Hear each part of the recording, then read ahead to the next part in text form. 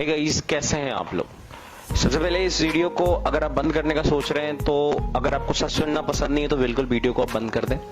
और अगर आप एक स्टूडेंट हैं तो आपके लिए बहुत महत्वपूर्ण है ये। तो जो मैं अभी कहने जा रहा हूं, आगे के आने वाले 4 से 5 मिनट मैं आपका लूंगा, लेकिन उसमें मैं बहुत भयानक बातें बताऊंगा। प्लीज आप सुन लें। अगर आप एक स्टूडेंट है, अगर आप एक युवा है, अगर आप एक बेरोजगार हैं तो आपके लिए बातें हैं, सुनिए। सीन कुछ इस प्रकार का है कि आईबीपीएस की आज वैकेंसी आती है।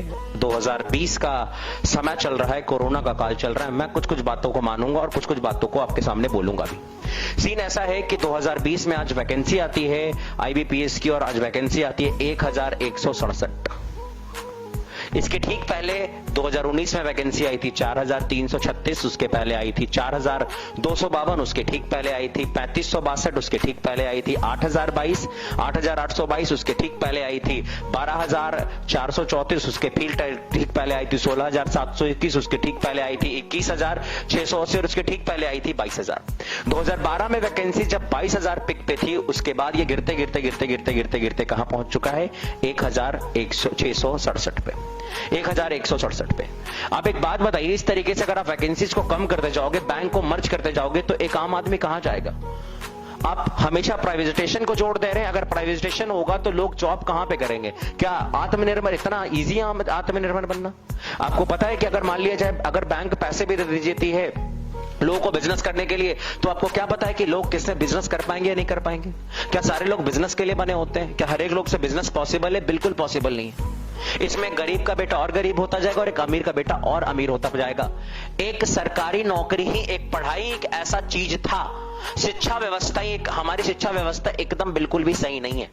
और शिक्षा एक ऐसा चीज था जिसके बदौलत एक गरीब आदमी भी आगे बढ़ के अपने बेटे के दम पे वो अपना दिन चेंज करना सोच सकता था। लेकिन वो भी पॉसिबल नहीं है, क्योंकि वैकेंसी इतनी घट गई है। कहां से होगा। 1167 वैकेंसी है। बच्चा क्यों तैयारी करेगा ये बताओ मुझे। और इतनी वैकेंसी पे क्या होने वाला, आप मुझे ये बताओ। मैं 2-3 एग्जांपल आपको दूंगा। आप प्लीज अपना पलक भी मत झपकाना, वीडियो पे लगातार टिके रहना। अगर आपको गलत बात लगे आप नीचे लिख के जाना।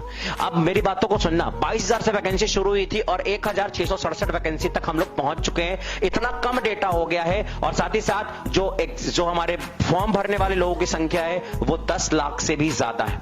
आप अगर 10 लाख रुपए की गाड़ी खरीदने जाइएगा ना, तो आपको वो जो शोरूम वाले होंगे वो 1000 रुपए का केक वेक और ताम झाम में बिल्कुल यूं ही पैसा बर्बाद कर देंगे। जब आप 10 लाख का चीज खरीदने जाते हो तो उसमें 1 लाख का कोई वैल्यू नहीं होता है। सॉरी, 1000 का कोई वैल्यू नहीं होता है। और आप 10 लाख के कैंडिडेट में 1000 सीट देके कौन से वैल्यू निकाल रहे। इससे बढ़िया नहीं देते तुम। क्यों दे रहे हो वैकेंसी। अब तुम ये कहोगे कि इस बार कोरोना। अरे भैया, ये 2019 में भी कोरोना था क्या, 2017 में भी कोरोना था। लगातार बैंक को मर्ज कर देंगे। अरे आपका पास एनपीओ हो रहा है तो क्यों एनपीओ हो रहा है, उसको सुधारोगे या वैकेंसी कम कर दोगे, बैंक को मर्ज कर दोगे। हर एक चीज को आप प्राइवेट नहीं कर सकते हैं ना। अगर हर एक चीज को प्राइवेट कर देंगे तो सरकार नाम का चीज ही हट जाएगा। एक दिन तो हमें ऐसा देखने को मिलेगा, भारत सरकार प्राइवेट लिमिटेड, ये लिखवा दो।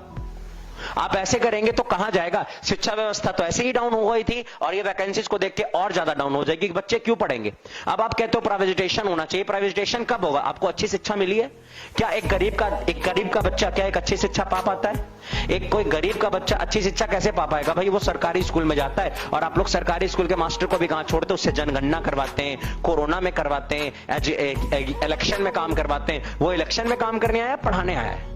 कहां से होगा काम, आप ही बताओ। और सोचोगे कि आप वहां पे पढ़ाई होना चाहिए। कैसे पढ़ाई होगा भैया। आप तो वहां पे स्कूल में आधा दिन फोर्स रहते हैं, वहां पे कभी वहां पे कुछ रहता है, कभी वहां पे कुछ रहता है। आधा दिन इधर उधर कहानी रहती है। वो कैसे आप सोच सकते हैं, कैसे एक्सपेक्टेशन आप रख सकते हैं कि कोई गरीब का बच्चा उस स्कूल में पढ़ के और किसी प्राइवेटाइजेशन नौकरी, किसी प्राइवेट कंपनी में अच्छी नौकरी पा पाएगा। उसके लिए पहले से स्किल होना चाहिए। प्राइवेट वाले पहले से स्किल मानते हैं, और वो स्किल पाने के लिए एक अच्छा स्कूल चाहिए। और एक अच्छा स्कूल में पढ़ाने के लिए बाप के पास पैसा होना चाहिए। जिस बाप के पास पैसा नहीं होगा, अपने बेटों को अच्छा शिक्षा वो नहीं दे पाएगा। और अगर अच्छा शिक्षा नहीं दे पाता है तो वो कभी भी जीवन काल में नहीं जा पाएगा एक अच्छे नौकरी की तरफ। यानी जो गरीब है उसका बेटा भी गरीब रहेगा और भी उसकी पीढ़ियां गरीब ही रहेंगी। जब कोई गरीब का बेटा ना, जब कोई किसान का बेटा ना, एक बेटा ना पढ़ के आईएएस ऑफिसर बन जाता है, या पढ़ के किसी बैंक का पीओ बन जाता है, या फिर पढ़ के एसएससी का कोई अच्छा ऑफिसर बन जाता है, तो आपको पता होना चाहिए उसका पूरा जनरेशन चेंज हो जाता है। उसके आने वाली पीढ़ियां चेंज हो जाती हैं। फिर उसके कोई लोग जो है वो नीचे दबके के काम नहीं करते, वो भी पढ़ाई करते हैं और वो भी आगे उत्साहित होते हैं। से कुछ काम को करने के लिए। आप खुद सोचिए, अगर वैकेंसी नहीं रहेगी तो बच्चा क्यों पढ़ाई करेगा। और एक बात और, अगर आपको प्राइवेट करना है कोई बात नहीं, प्राइवेट करना बहुत अच्छी बात है, लेकिन आपकी शिक्षा नीति पहले से प्राइवेट लाइक नहीं है। हमारी शिक्षा व्यवस्था प्राइवेट लाइक नहीं है। बच्चों को उस तरीके से ट्रेन करिए। आप भाई प्राइवेट पहले कर रहे हो और बाद में शिक्षा व्यवस्था ला रहे हो, फायदा क्या? पहले शिक्षा व्यवस्था लाइए, उसके बाद आप प्राइवेट करिएगा। आगे आइए, आगे देखिए। आपको पता होना चाहिए जनरल और ओबीसी वाले को 850 रुपए लगेंगे और 175 रुपया देना पड़ेगा SC ST वालों को। आपको पता है कि कम से कम 10 लाख लोग इस फॉर्म को भरेंगे और 10 लाख से ज्यादा। मैं एक अमूमन बता रहा हूं, पिछले साल 20 लाख लोगों ने फॉर्म भरा था, इस लाख मान लेते हैं कि 10 लाख लोग फॉर्म भरते हैं, तो अगर 10 लाख लोग फॉर्म भरते हैं तो आपको पता होना चाहिए कि सरकार के पास 85 करोड़ रुपया जाएगा। और इस 85 करोड़ में से मान लेते हैं कि 10 करोड़ एग्जाम लेने और ट्रेनिंग कराने में खर्च कर देगा, तो उसके बाकी का 75 करोड़ का हिसाब कहां पे गया? आप मुझे जल्दी से बताइए, 75 करोड़ जाएंगे कहां पे? ये 75 करोड़ क्या होगा? आप कहोगे सर्विस होगा, उसको सैलरी मिलेगा, तो जो सर्विस करेगा वो क्या सर्विस नहीं करेगा? वो सरकार को सर्विस नहीं देगा। अगर आप एक स्टूडेंट हैं तो इस वीडियो को ज्यादा से ज्यादा शेयर करिए, सारे बच्चों तक पहुंचाइए, ताकि आपको पता चलना चाहिए, ताकि सबको पता चलना चाहिए कि कुछ होने वाला है, कुछ करने वाले हम लोग हैं। और जब तक हम लोग कुछ काम नहीं करेंगे, हम यूं ही हाथ पैर मोड़ के बैठ जाएंगे। मैं ये नहीं कहता हूं, मैं ये बिल्कुल भी नहीं कहता हूं, मैं किसी की भी बिल्कुल भी निंदा नहीं करता हूं, मैं किसी सरकार की निंदा नहीं करता हूं, मैं हर एक सरकार की बहुत रिस्पेक्ट करता हूं। बहुत अच्छा है हम लोग राम मंदिर बना रहे हैं, बहुत अच्छा है हम लोग 370 हटा रहे हैं, बहुत अच्छा है हम लोग पुलवामा अटैक का हमला ले रहे हैं, लेकिन बहुत अच्छा तब होगा जब हमारे देश के युवा कुछ करेंगे, बेरोजगार नहीं घूमेंगे। मेरे भाई, बेरोजगारी बहुत बढ़ रही है, और अगर आपको लग रहा है कि आप बेरोजगार हैं तो इस वीडियो को शेयर करिए। और इस वीडियो को ऊपर नीचे कुछ लिखने वाले लोगों को मैं पहले ये बता दूं कि बेटा, आप लिखने के लिए तो कुछ भी लिख सकते हो, बाबू आप लिखने के लिए तो कुछ भी लिख सकते हो, बच्चा मेरे आप लिखने के लिए तो कुछ भी लिख सकते हो, लेकिन एक बड़ी बात आती है, एक बहुत खूबसूरत आती है कि भाई आप पहले उस स्टूडेंट को देखिए जिसका लास्ट साल था, जो कई सालों से मेहनत कर रहा था, कि अगर वो इस बार कुछ एग्जाम देता है और एग्जाम निकल जाता तो उसके साथ कुछ होगा। एक बार की बात है, मैं क्लास से जब निकला है, मैं maths teacher, my name is Nishant Kumar Shah.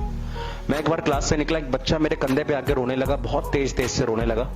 मैंने उसे बहुत देर चुप कराया। काफी देर चुप कराने के बाद मुझे लगा, फरवरी का महीना चल रहा था, मुझे लगा कुछ चक्कर उक्कर होगा दूसरा वाला, लेकिन वो बच्चा बहुत देर के बाद चुप होता और वो कहता है कि सर, पापा ने मेरे को इस बार पटना भेजा था, पापा मेरे किसान है, कि NTPC आने वाला है, NTPC में मैं जॉब कर लूंगा पढ़ाई करके, लेकिन सर NTPC का तो एग्जाम ही नहीं हो रहा है। जब NTPC का एग्जाम नहीं हो रहा है तो पापा आप कह रहे हैं कि बेटा इससे ज्यादा मेरे पास पैसा नहीं है, अब गाँव लौट जाओ। वो कहता है क्या कि सर मेरे को पढ़ना था सर, मेरे को यहीं रहना था सर, अगर मैं घर जाऊंगा तो पढ़ाई नहीं हो पाएगी सर, खेत में काम करना पड़ जाएगा सर, कैसे भी एग्जाम हो जाए सर, कैसे भी एग्जाम करा दो, मेरे हाथ में कि मैं एग्जाम करा दूं। मैं रात भर उस दिन नहीं सोया। क्या आपको पता है कि बच्चे कैसे आके रोते हैं? क्या आपको पता है कि बच्चे क्या करते हैं? अगर रियलिटी में अगर आप एक स्टूडेंट हैं तो भैया प्लीज वीडियो को शेयर करिएगा और उन लोगों तक पहुंचने दीजिएगा वीडियो जो ऊपर प्रोफाइल में बैठे हुए हैं, ताकि उनको भी पता चले कि क्या सीन क्रिएट हुआ है। आज के लिए इतना ही, थैंक यू वेरी मच।